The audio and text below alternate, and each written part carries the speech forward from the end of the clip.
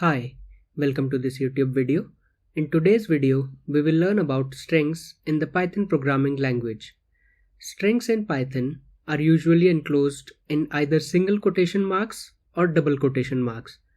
We can also have multi-line strings in Python by using three quotes around them. We can also use only a part of the string by using something called slicing. For slicing, we usually use two indexes. A start index, another is end index, which are used as the syntax shown. Index number basically means the nth character of the string. Index starts with 0 in Python. Here, start index is 2, end index is 5.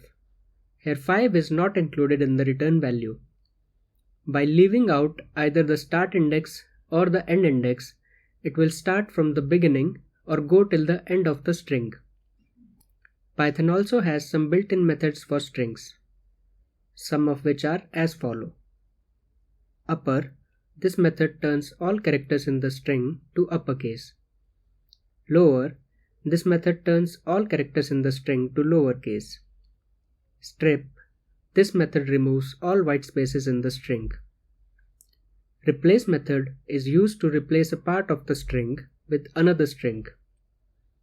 Split method returns a list where the text between the specified separator becomes the list items. We can also concatenate two strings by using the plus operator.